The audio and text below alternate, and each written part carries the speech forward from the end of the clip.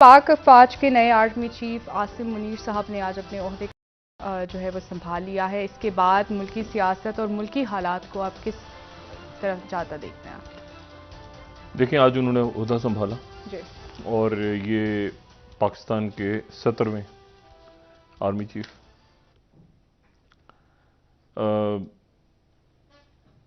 और एक बड़ी पुरवकार तकरीब हुई और मैं भी वहाँ पे मौजूद था, तो मैं अपने कुछ तासुरात यहाँ बयान कर सकता हूँ। एक गैर मामूली एक होता है ना कि एक टर्मोइल सा रहा गुजरे चंद दिनों में या हफ्तों में या बाकी, लेकिन फिर ये उसके बाद जो है ये स्मूथ मतलब मामला हमें पता है। शहबाज शरीफ साहब लंदन और फिर मुख्तलिफ नाम चलते रहे और समरीज और एक बेचाए, लेकिन ये बड़ी स्मूथ और बड़े ग्रेसफुल अंदाज में वहाँ पे चेंज ऑफ कमांड हुई। और उसमें जो इससे पहले जब जनरल राहील शरीफ साहब आज से 6 बरस पहले उन्होंने बाजवा साहब को कमान सौंपी थी अफवाज पाकिस्तान की, तो उस वक्त जो है वो तकरीब भी, और उससे पहले जब ये हुआ मुशर्रफ साहब और यानी साहब का, तो ये जब से सिलसिला इस तरह से स्टार्ट हुआ है, जाहिर है कि ज़ियाउद्दीन भट्ट साहब से तो मुशर्रफ साहब ने इस तरह से कोई तकरीब नहीं हुई थी। मुझे भी ये भी नहीं पता कि ज़ियाउद्दीन भट्ट साहब का नाम शुमार होता है अफवाज आर्मी चीफ, क्योंकि जाहिर है कि उसके बाद मुशर्रफ साहब ने टेक ओवर कर लिया था। बहरहाल, लेकिन ये एक टर्मोइल सा रहा पिछले, इससे पहले जो है वो बड़ी स्मूथ थी, उससे पहले भी थोड़ा सा एक टर्मोइल था, लेकिन बहुत पुरवकार अंदाज में हुई। और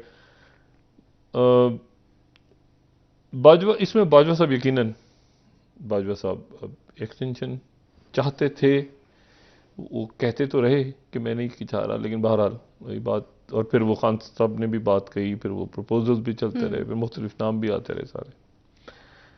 और एक्सटेंशन जब बाजवा साहब की सेकंड जब स्टार्ट हुआ मसला, ये सेकंड एक्सटेंशन यानी फर्स्ट एक्सटेंशन सॉरी, तो उसमें उसके बाद से फिर मामलात बहुत उलझते चले गए। सही।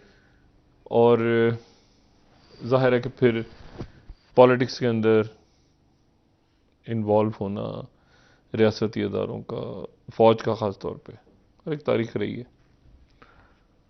तो उससे चीज़ें बहुत बहुत ज़्यादा उलझ गई और बिखर गई और तलखियाँ आ गई, और मतलब वो पॉलिटिकल पूरा जो है ना, एक पूरा सिस्टम एक ऐसा बन गया जो कि आज जाके मुल्क ऐसी जगह पे खड़ा हो गया कि जहाँ पर वो इकॉनमी भी, हालांकि बाजवा साहब की जो पहली इंटरेक्शन थी हमारे साथ मीडिया के साथ, उस इंटरेक्शन में उनका ये कहना था कि जिसको बाजवा डॉक्ट्रिन कहा गया, उसकी बुनियाद ये थी, क्योंकि उस वक्त ये हुआ था कि जो हार्ड कोर टेररिज्म था वो तकरीबन ख़त्म हो चुका था मुल्क में। ऑपरेशन ज़रब अज़ब जो कि हुआ था राहील शरीफ साहब के दौर में, और पॉलिटिकल मिलिटेंसी भी ख़त्म हो गई थी बड़ी हद तक, वो कराची ऑपरेशन के हवाले से। लेकिन तो बाजवा साहब, और लेकिन अफगानिस्तान के अंदर वॉर ऑन टेरर थी, और एक, लेकिन यहाँ पर इलाके सारे साफ हो गए थे, कुछ इलाके रह गए थे जिसमें फिर ऑपरेशन रद्दुल फसाद हुआ, बाढ़ वगैरह का काम, बाकी बहुत अच्छे काम भी हुए, बहुत अच्छे काम भी हुए, ये नहीं कि सारे के सारे काम, बहुत अच्छे काम भी हुए बाजवा साहब के दौर में। लेकिन ये जो पॉलिटिकल टर्मोइल और ये सारा जो गुफअप हुआ इकॉनमी का, और ये नहीं समझ आ सका कि इमरान खान साहब के साथ कितनी शख्सियात इस्टेब्लिशमेंट की तरफ से थी, कितनी शख्सियात जो थी वो इमरान खान साहब की पार्टी में खुद थी, कितने, मतलब ये पूछते मतलब मैं हकीकतन ये समझता रहा कि शौकत तरीन साहब जो हैं शायद वो मतलब शायद इस्टेब्लिशमेंट की तरफ से उनको कहा गया कि इमरान खान साहब, मुझे बहुत बाद में इल्म हुआ कि शौकत तरीन साहब तो इमरान खान साहब की अपनी चॉइस थे, और हफीज शेख साहब उनके इस्टेब्लिशमेंट की तरफ से आए थे। तो वजीर ख़जाना को भी नहीं बैठ सके अपनी जगह पे। और आप देखें ना, पिछले चंद सालों में आप देखें तो कितने वज़राए ख़जाना, मईशत का हाल देखा है। मतलब आखिर में जाके वो फिर मईशत पे बात आ जाती है ना, कि आपकी जो सिक्योरिटी है मुल्क की, वो मईशत से वाबस्ता है।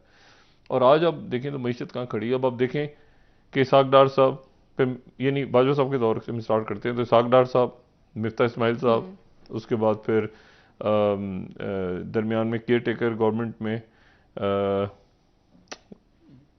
मेरी जहन में नहीं आ रहा कौन था उस वक्त, लेकिन एनीवे, फिर उसके बाद असद उमर साहब, फिर उसके बाद हफीज शेख साहब, फिर उसके बाद दरमियान में शबर जैदी साहब भी आए, वो भी कुछ और मामला ठीक करने की कोशिश, खजाना नहीं लेकिन एक टीम बनी, फिर एक इकोनॉमिक वो एडवाइजरी कमीशन पूरा बन गया, फिर उसके बाद वो टूट गया, फिर उसके बाद जो है वो हमाद अजहर साहब भी आए, फिर उसके बाद शौकत तरीन साहब भी आए, तो बहुत सारे लोग आए, फिर उसके बाद मिफ्ता इस्माइल साहब आए, फिर उसके बाद फिर इसाक डार साहब आ गए। वो दुनिया गोल है, घूमते घूमते वापस।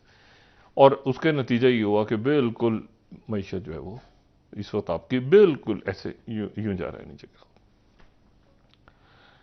तो और बाजवा साहब की जो डॉक्ट्रिन थी, उसका उसका बुनियाद यही थी कि मुल्क की मईशत को, अगर मईशत मजबूत होगी तो मुल्क मजबूत होगा। और इसीलिए नवाज शरीफ साहब की जो गवर्नमेंट थी, तो उसमें बाजवा साहब ने स्टार्ट किया था इंटरेक्ट करना मुख्तलिफ माहिरीन माशियात के साथ। तो मुझसे सेमिनार्स हो रहे थे, मुझसे चीज़ें हो रही थी, लेकिन अल्टीमेटली ये हुआ कि वो जब आज देखें तो बिल्कुल वो IMF के साथ भी तकरीबन रुके हुए मामलात, उन्होंने मजीद मिनी बजट का वो कह रहे हैं कि लेकर आए, डॉलर का कोई सर पैर समझ नहीं आ रहा, पॉलिटिकल इंस्टेबिलिटी है। लेकिन एक बात जो अच्छी नज़र आई वो ये कि अब ये बात यहाँ से हमने आगे बढ़ना है, ठीक है। और बहुत अच्छे काम भी हुए उनके दौर में, ये नहीं कि बहुत अच्छे काम भी हुए, लेकिन पॉलिटिक्स में ये बहुत अजीब सा एक मामला हुआ और बहुत ज़्यादा कॉम्प्रोमाइज़, बहुत ज़्यादा चीज़ें। तो बहरहाल एनीवे, उनके लिए नेक ख्वाहिशात। और जनरल जो आसिम मुनीर साहब हैं, हमारे नए आर्मी चीफ, वहाँ पर ये हुआ तकरीब में कि मैं तो ज़रा वहाँ तक उनसे तो नहीं हुई मुलाकात, लेकिन उनके जो जो उनके बैचमेट्स थे, उनके साथ ज़रा गपशप लगी। अच्छा। कि आइडिया लेने की कोशिश की कि कैसे हैं वो। तो एक बात तो ये है कि वो, मैं मतलब बहुत सारे होता है ना कि आप फौज के अफसरान से, ब्रिगेडियर से, कर्नल से आप मिलते हैं।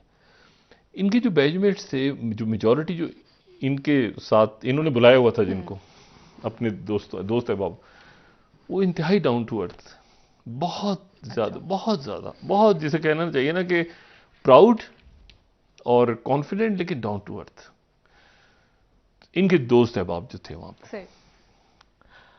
अच्छा, मैंने बतौर शाहिद जो है ना, वो अपनी एक, मुझे फील होता है कि मेरी वो कॉन्स्टिट्यूएंसी बरकरार है अभी तक इस्टेब्लिशमेंट में। मेरी कॉन्स्टिट्यूएंसी जो है वो इस्टेब्लिशमेंट में फैमिलीज़ हैं।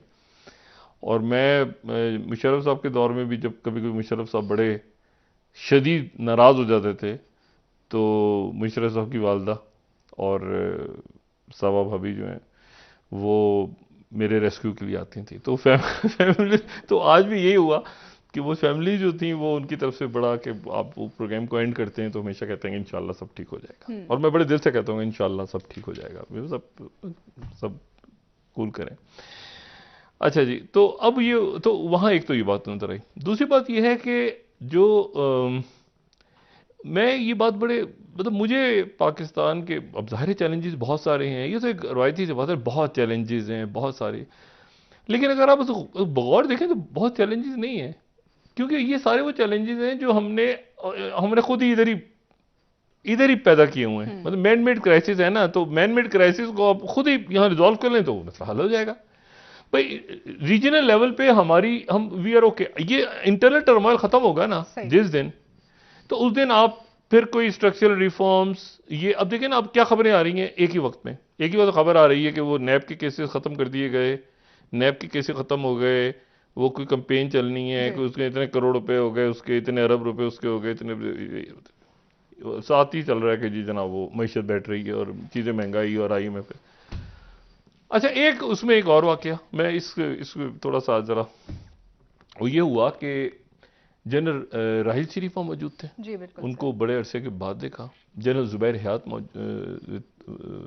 मौजूद थे, वहाँ पर जनरल कैनी साहब भी थे, और वहाँ पर जो है वो काफ़ी शख्सियात मौजूद थी। लेकिन वहाँ जो एक दिलचस्प चीज़ ये हुई, तो अच्छा, तो मैं इसलिए देखता हूँ कि एक तरह से उनको चैलेंजेस भी हैं बहुत सारे। ये तो एक बात हो गई ना, हर एक को पता है कि हाफिज कुरान और ये सारा हम जानते हैं, और बड़ा माशाल्लाह ज़बरदस्त, और एमआई को भी, यानी फौज के अंदर, और आईएसआई को भी जी ये पहली शख्सियत है। सही। तो इसलिए वो जो एक व्यू होता है ना आपका, अंदर का भी बाहर का भी, वो उनका बड़ा क्लियर है, जहां तक मुझे उनके दोस्तों से पता चला। अच्छा, ये दरमियान में जो बात सारी चलती रही ना इतने अरसे, तो कि कौन होगा कैसे होगा, तो मैं तो इससे अपने आप को, मैंने इस बहस से दूर रखा। जो भी होगा भी देखते हैं आगे आने वाले हालात कैसे होते हैं। लेकिन हमारे दोस्त हैं डॉक्टर कयूम सोमरो साहब, सेनेटर डॉक्टर कयूम सोमरो, जी जो कि पहले पाकिस्तान पीपल्स पार्टी में बड़ा उनका अहम कलीदी रोल था, और अब वो जमीयत उलमा इस्लाम में। वो डॉक्टर कयूम सोमरो साहब से दरमियान में कोई 2.5-3 साल के दौरान मुलाकात होती रही। वो मुस्तकिल मुझे कहते रहे। अच्छा, मैं बड़ा हैरान होता था कि बार बार, मैं कहते आपको पता है डॉक्टर साहब अगले आर्मी चीफ कौन होंगे? मैंने कहा जी, मैंने कहा मैं तो कभी सुनता हूँ एक्सटेंशन हो जाएगी, कभी वो तो कहे नहीं, जनरल आसिम मुनीर होंगे। अब ये भी अच्छी, मैंने कहा यार एक्सटेंशन हो जाएगी, ये हो जाएगा, वो कहते हैं जनरल आसिम मुनीर। तो ये भी मेरे लिए बड़ी आज अजीब सी बात हुई। मैंने उनको कॉल करके कहा, मैंने कहा पता नहीं यार डॉक्टर साहब, आप पता नहीं कोई जंतर मंतर करते हैं, क्या करते हैं, आपको कैसे पता चला 2-2.5 साल से? लेकिन बहरहाल, तो बड़ी दुआएं हैं एक बेशक पाकिस्तानी के तौर बिल्कुल। पे।